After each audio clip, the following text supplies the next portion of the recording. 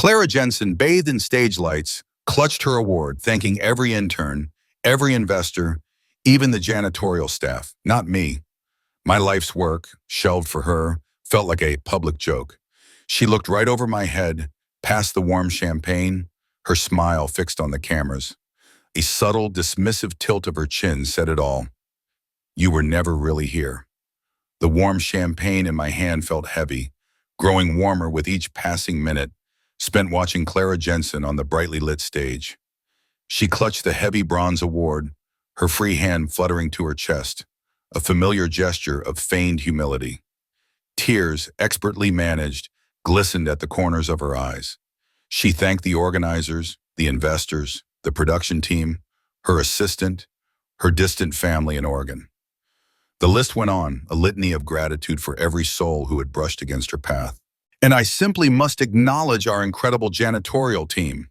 Clara's voice cracked, thick with an emotion that felt less like sincerity and more like a practice performance. The crowd roared, a wave of applause and appreciative murmurs washing over the ballroom. I stood near a pillar, half hidden, and in that moment something inside me tightened, then snapped, like a thin, taut wire finally giving way. The memory of my own life's work, a synthetic dermis presentation scheduled for last month, now sat gathering dust in a digital folder. I had canceled it, of course, to help her refine her pitch, to be her rock, as she'd like to say.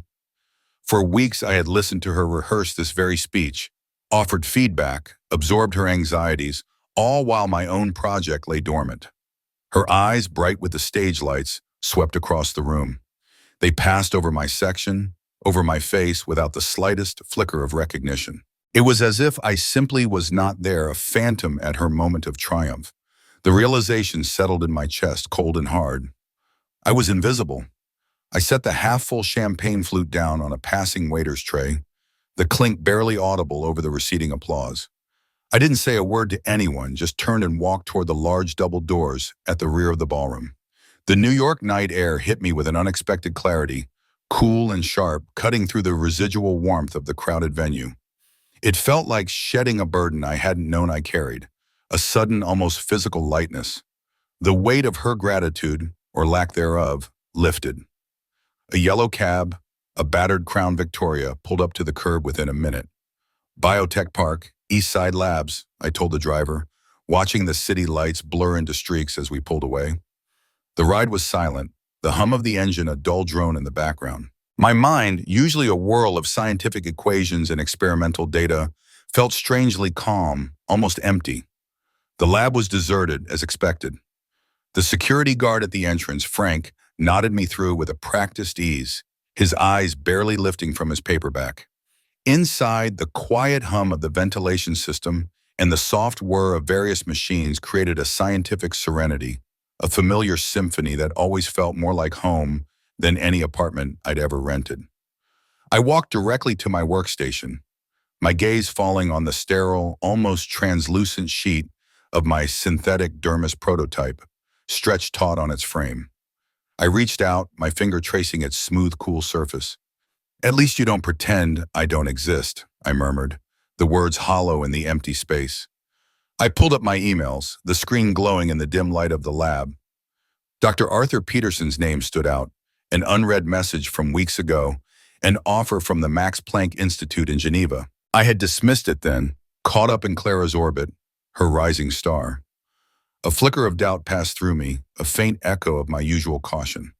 But then I saw Clara again, her tearful face, her deliberate, calculated omission.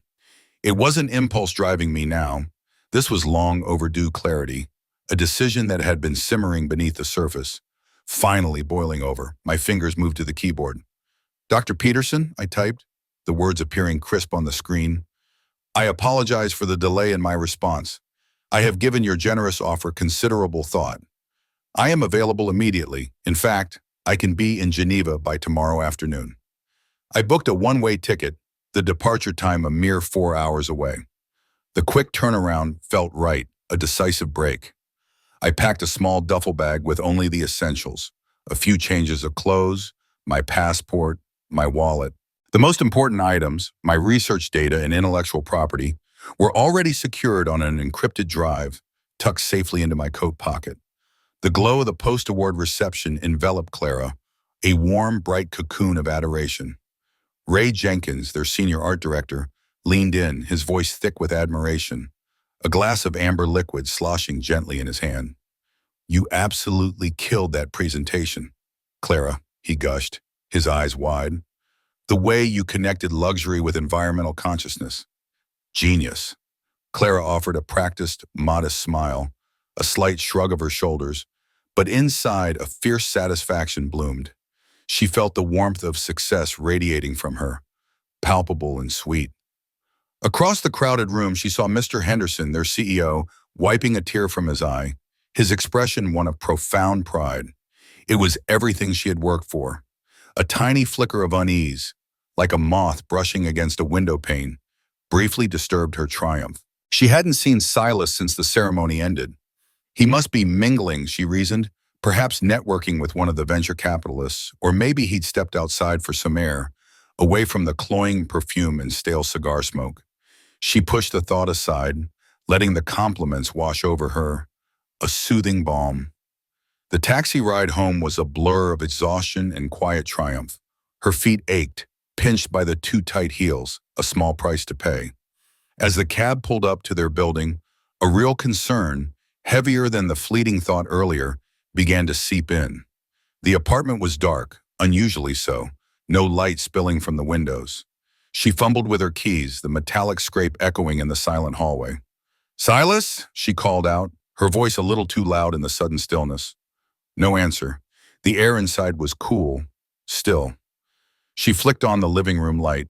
His laptop, which usually sat on the small oak desk by the window, was gone. Clara kicked off her heels, letting them thud softly onto the polished hardwood floor. She pulled out her phone, the screen momentarily blinding in the dim light. No messages. Nothing from Silas. "He's probably just working late," she murmured to the empty room, the words feeling thin, unconvincing, even to herself. He never worked late without at least a text, a quick call. Not ever. She moved through the apartment, a growing unease coiling in her stomach. The bed was untouched. His side of the closet door was ajar, but nothing seemed amiss. She showered quickly, the hot water doing little to calm her nerves, then collapsed into bed, her makeup still clinging to her face, a silent testament to the evening's festivities. She pushed the doubt aside, willing herself to sleep. He would be here in the morning. Morning brought a harsh, unforgiving sunlight slicing through the blinds, illuminating dust motes dancing in the air. A dull, insistent pounding throbbed behind her eyes. Her mouth felt like sandpaper, and Silas's side of the bed remained empty, cold. The duvet lay perfectly smooth, undisturbed. She reached for her phone, her fingers trembling slightly. She called his number. It went straight to voicemail. Again, she tried. Again, the familiar pre-recorded voice. Her heart began to beat a little faster. A frantic bird trapped in her ribs. Clara sent a text message, the words feeling inadequate, almost desperate. "Where are you? Getting worried. Call me." As she showered, the steam doing little to clear the fog from her mind, alarm bloomed, hot and sharp. She grabbed her phone again, dialing the general number for Eastside Biotechnology, Silas's lab. "Eastside Biotechnology," Beth speaking. The voice on the other end was familiar, cool, Silas's research assistant. "Beth, it's Clara Jensen. Is Silas there? He didn't come home last night, and I can't reach him." Her voice rose, betraying the panic now tightening its grip. Beth's tone remained detached, professional. "Dr. Evans isn't available, Ms. Jensen. He's taken an indefinite leave of absence." "What?" Clara's voice cracked. "What do you mean, indefinite leave? Since when?" "Since last night," Beth replied, her voice flat. "He submitted the paperwork electronically, just before midnight." "But where is he? Can you tell me how to reach him?" "I'm afraid I cannot share Dr. Evans's personal arrangements," Beth said, a finality in her voice. There was a click, and the line went dead. Clara sat heavily on the edge of the bed, the phone still warm in her hand. Indefinite leave. Submitted paperwork at midnight. This wasn't spontaneous. This wasn't an argument. This was planned. Her mind replayed the award speech word for word. Every name, every thanks, every tear. Everyone but Silas. The realization hit her, cold and stark. What had she done? The first day as creative director, a role she had coveted for years, and Clara called in sick. The lie felt flimsy, a thin shield against the storm brewing inside her. The phone became an extension of her anxiety, pressed to her ear for hours. She called Silas's parents in Michigan, their voices strained with polite confusion. "We haven't heard from him, Clara," his mother said, a brittle edge to her usual warmth. "Not since he said he was busy with your presentation." His sister Sarah in Chicago offered similar blankness. "Silas, no, he hasn't returned my texts. That's not like him." His lab colleagues, Beth and a few others, were equally unhelpful, their tones guarded, professional. "Dr. Evans is on indefinite leave, Ms. Jensen. We can't provide any further details." She kept hitting walls, each unanswered call, each evasive answer, a fresh bruise. By evening, a fragmented picture began to emerge. An international flight, destination unknown, booked late last night. She wandered through their living room, the space that had once felt so alive with shared routines, now a cavern of silence. Her gaze drifted over framed photographs, them hiking in Vermont, laughing on a beach in Mexico, an old one from graduate school, their faces younger, full of uncomplicated ambition. Her fingers brushed against the spine of his worn copy of Principles of Regenerative Medicine, a textbook he had practically memorized. She pulled it from the shelf, its pages soft from countless readings. As she opened it, a folded piece of paper slipped out, drifting to the hardwood floor. It was a canceled boarding pass, dated last month, for a flight to Geneva. The conference. The one he had sacrificed for her presentation. The one he hadn't even mentioned canceling, because she was so consumed. "What have I done?" she whispered to the empty apartment, the words raw, tearing at her throat. The full, crushing weight of her omission, of her utter blindness, crashed down on her. It wasn't just a slight, it was an erasure. Meanwhile, in Geneva, the air was crisp and clear, a clean, sharp scent of pine and distant snow. The Alps loomed, majestic and indifferent, their peaks dusted with white, and Lake Geneva shimmered, a vast sheet of blue under a bright, indifferent sun. The contrast to New York's humid, cloying energy was immediate, invigorating. Dr. Arthur Peterson, the Institute's director of biomaterials, was older than Silas had expected, with a shock of white hair and piercing blue eyes that seemed to take in everything at once. He met Silas in the gleaming, minimalist lobby of the Max Planck Institute. "Dr. Evans," Peterson said, his voice a low, gravelly rumble, "your sudden availability was unexpected, but I must say, most welcome. We've been following your work for some time." He extended a hand, his grip firm and dry. Silas managed a tight, almost automatic smile, the muscle memory of polite interaction kicking in. "Sometimes life clears your calendar for you, doctor." He didn't elaborate, and Peterson didn't press. A silent understanding seemed to pass between them, an acknowledgement of unspoken burdens. For the next 3 hours, Silas stood before a small, intensely focused group of scientists. He presented his revolutionary synthetic skin grafts, detailing the intricate nanoporous matrix, the way it was engineered to regenerate living tissue, seeding the patient's own stem cells to promote natural healing, scarring minimized, functionality restored. The discussion was purely scientific, a thrilling exchange of ideas and challenging questions. There were no emotional demands, no pretense, no performance. Just the hard, satisfying work of intellect and discovery.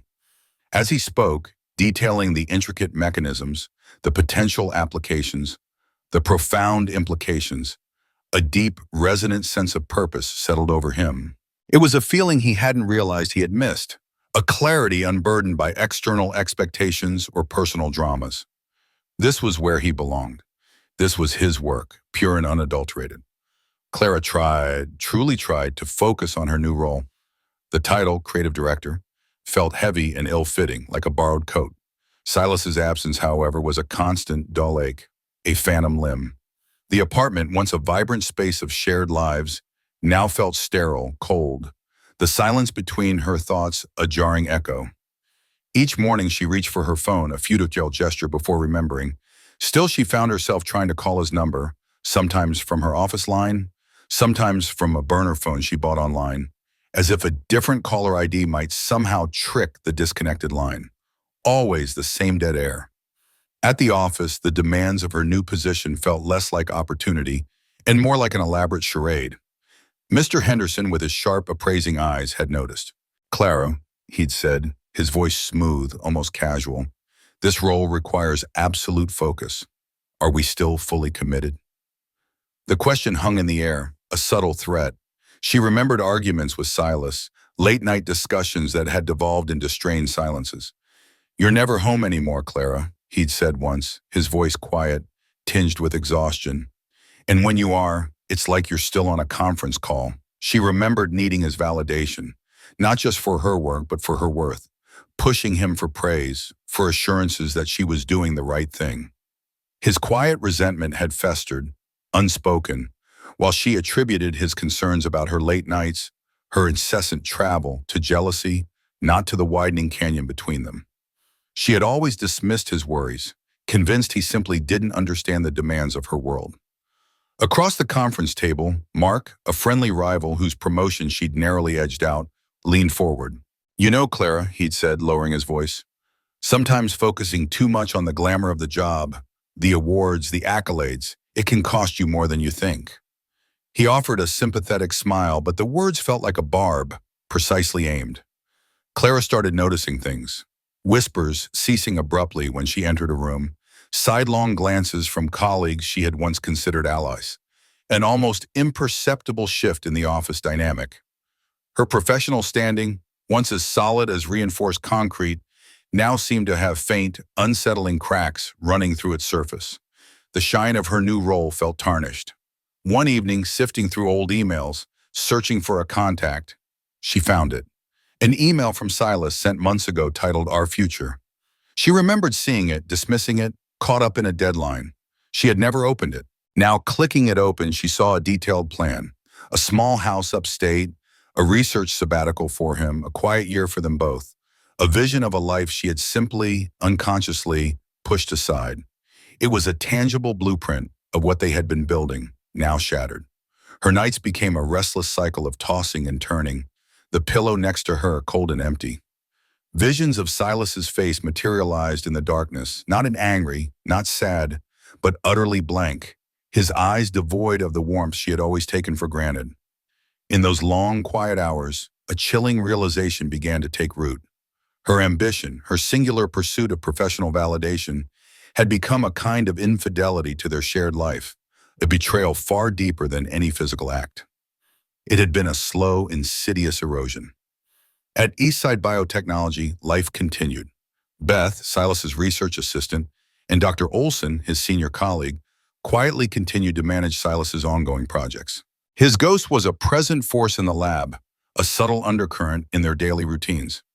When Clara's name flashed on their caller ID, Beth and Dr. Olson would exchange knowing glances. A silent, shared understanding passing between them before Beth answered, her voice always cool, always professional. Clara felt the profound loneliness of a self-made bed, the raw, aching reality of it. The betrayal she had inflicted on Silas was not a single event, but 1,000 small omissions, a slow turning away, culminating in his quiet disappearance. She had pushed him out, without ever laying a hand on him. In Geneva, Silas thrived.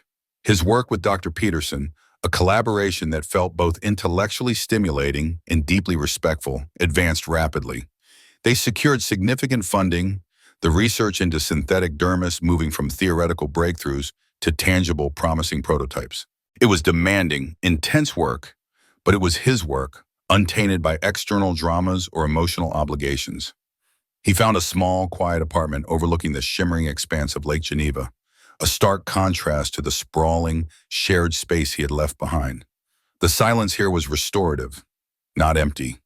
He learned to enjoy solitary walks along the promenade, the rhythmic lapping of the water, the crisp mountain air. He felt lighter, as if a great weight had been lifted from his shoulders. though occasionally a shadow of his past self, a faint ghost of old habits, would linger, a quiet echo in the corners of his mind. A new colleague, Anya, a sharp, compassionate research fellow from Sweden, noticed Silas's guarded nature. She observed his intense focus, his quiet dedication, but respected the invisible barrier he maintained. Her interactions were professional, direct, devoid of the emotional entanglement he had grown accustomed to. This detachment, he realized, was exactly what he needed. Meanwhile, in New York, Clara faced mounting pressure at work. The initial glow of her promotion had faded, replaced by the harsh glare of expectation. A critical campaign, one she had championed, faltered, its metrics plummeting. Her usually sharp instincts, once a reliable compass, seemed dulled, obscured by a constant hum of anxiety and regret. One afternoon, passing Mr. Henderson's office, she heard voices. "Her focus just isn't there, I think," Ray Jenkins murmured, his voice low, confidential. "The team's noticing it. And honestly, Mr. Henderson, some of her recent decisions—" The rest was lost as Clara quickened her pace, but the words hung in the air, cold and definitive. Her once vibrant social circle, a network she had carefully cultivated, began to thin. Old friends, many of whom Silas had been closer to, subtly distanced themselves. Invitations stopped coming. Phone calls went unanswered. She was left with a hollow ring of her own ambition. She recalled a particular night, months ago, after a difficult pitch. She had chosen to stay late with Ray Jenkins, ostensibly to strategize over drinks, the clinking of ice, the low lights of the bar, the easy laughter. She had called Silas, already home, already waiting for her, and told him she'd be a little longer, the lie tasting sour even then. The memory twisted in her gut now, the veiled flirtation, the close calls, the careless dismissal of Silas's quiet voice on the phone. That, she now understood, was a form of cheating, an emotional infidelity that had paved the way for the greater abandonment. She had betrayed not just him, but their shared narrative. As Clara grappled with these stark realizations, one couldn't help but wonder if some costs are too high, and if some paths once chosen can ever truly be unchosen. Stick around to the end to see how life's costly choices unfold. Driven by a desperate, almost primal need for answers, for some kind of absolution, she made an impulsive decision. A one-way flight to Geneva, booked in a haze of caffeine and raw desperation. She knew Silas was there, had traced his new institutional affiliation through an obscure scientific journal. It was a Hail Mary, a desperate plea for forgiveness, for a chance to even speak. Clara began to understand that she must pay the price for her choices, and the journey ahead she knew would be a hard one, stripped of glamour, full of raw reckoning. The Geneva air bit into Clara's skin, sharp and invigorating, a cruel reminder of the peace Silas had found. It was a clarity that felt alien to her, a stark contrast to the humid chaos of New York. She had tracked him to the University of Geneva Medical Center, a modern, imposing building of glass and steel.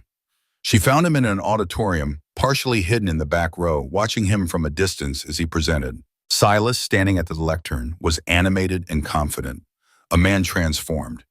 He spoke with a quiet authority, detailing his team's latest findings, his hands gesturing with precise scientific intent.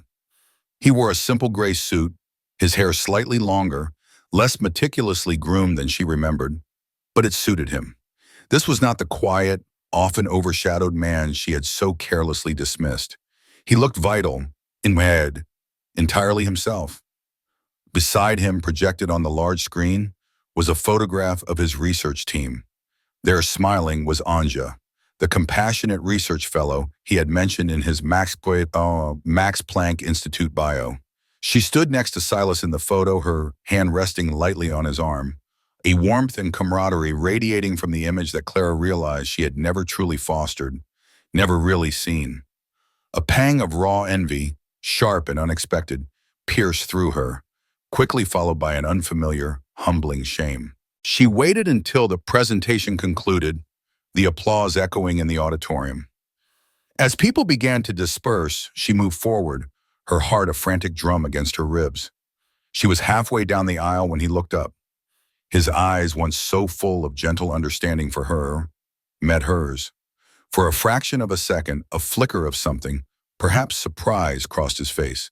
Then his features hardened, settling into a mask of polite indifference, utterly devoid of emotion. "Clara, if," he said, his voice flat, devoid of any inflection she recognized. It was merely a statement of her name, not a greeting. "What are you doing here?" She stumbled over her words, the carefully rehearsed apology catching in her throat. "Silas, I needed to see you. I'm so sorry. I've been so stupid. I miss you. Please, just come home." The words felt hollow, inadequate, even to her own ears. He listened, his gaze steady, unwavering, not hostile, but utterly impenetrable. The quiet calculation behind his departure now made chilling sense. "You didn't see me then, Clara," he said, his voice still low, controlled. "You won't see me now." He paused, a long, deliberate silence stretching between them. "The canceled conference, remember? The one you didn't even notice I missed for your presentation. My name forgotten in your big speech. The years of quiet sacrifice, while you chased your light." He didn't raise his voice, but each word was a precisely aimed stone. Clara felt the full depth of his wound, a chasm she had unwittingly dug herself. The consequences were real, palpable, and entirely her own making. There was no anger in his eyes, only a profound, exhausted resignation. "There's nothing left for you here, Clara," he said, his voice softening just enough to be merciful. "Or back home with me." He turned then, a finality in his movements, and walked away. He didn't look back. Clara stood there, alone in the chill of the European afternoon, the hum of conversations fading around her. The grand hall felt vast, empty. She was utterly lost, a stranger in a strange city, with nothing left to chase. Clara returned to New York, the city's relentless energy no longer a comfort, but a constant, jarring assault. Her career, once a meticulously climbed ladder, was now spiraling downwards, each rung snapping beneath her. Mr. Henderson, his face grim, demanded results, not excuses. The creative spark he had once lauded now seemed dim, almost extinguished. Ray Jenkins, ever observant, saw Clara's fragility as an opening. His subtle undermining tactics became more overt, a series of calculated maneuvers to position himself for her creative director role. He forgot to include her in key meetings, subtly questioned her decisions in public, and presented her ideas as his own, with minor alterations. Clara's professional life became a public spectacle of failure, whispered about in hushed tones over coffee and in hushed cubicles. She was eventually demoted, the carefully worded memo a thinly veiled humiliation. Then, a few weeks later, politely but firmly, encouraged to explore other opportunities. The polite dismissal was a final, crushing blow. She sold their apartment, the expansive space now an echoing tomb of regret. Every corner held a memory, a phantom touch, a silent accusation. The money from the sale, though substantial, felt cold, purchased at too high a price. She moved into a smaller, cramped apartment in a less fashionable part of Brooklyn, the glamour of her old life shrinking to a stark, unadorned reality. It was a reality that she now saw with chilling clarity, mirrored the quiet, unacknowledged suffering Silas had endured for so long. Across the ocean in Geneva, Silas accepted a prestigious leadership position. He was building a new team, a cutting-edge research facility, focused entirely on the next generation of regenerative medicine. The work was exhilarating, the environment collaborative, the recognition genuine. He gradually, cautiously began to open up to Anja, sharing snippets of his past, the quiet ache finally starting to heal, like a deep wound slowly knitting itself back together. Their professional partnership, born of shared intellect and mutual respect, deepened into a personal connection, a quiet understanding that bypassed the need for grand gestures or performative declarations.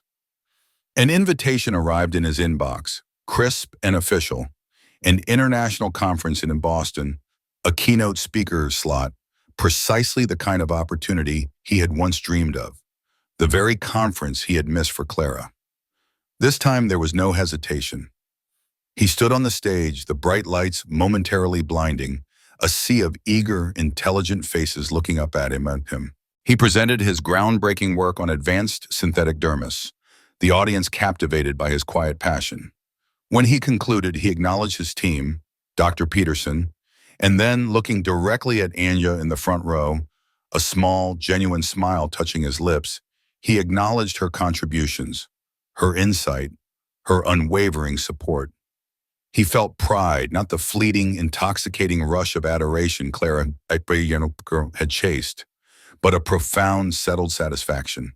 It was the pure, uncomplicated joy of his work, the recognition of true collaboration, the validation of his own inherent worth. This journey from silent departure to public acclaim felt like a form of payback, not of spite or bitterness, but of reclaiming his own life, his own narrative, his own sense of self. He was no longer invisible. He was whole. Years passed, blurring the sharp edges of memory, softening the raw wounds. Silas was now a celebrated scientist, his name appearing in prestigious journals, his work on regenerative medicine saving countless lives. He led a vibrant research institute, a place of genuine collaboration and discovery. His personal life, with Anya, was stable and content, built on a foundation of mutual respect and shared quiet moments. He rarely thought of Clara, the sharp sting of bitterness replaced by a quiet, settled understanding of what he had needed to leave behind to find his true self. Clara, too, had changed. She worked a modest job outside the high-pressure advertising world, something less glamorous, more grounded, that involved managing grants for a local nonprofit. Her life was quieter, stripped of the relentless chase for external validation, more reflective. The echoes of her past ambition still resonated, but with less force.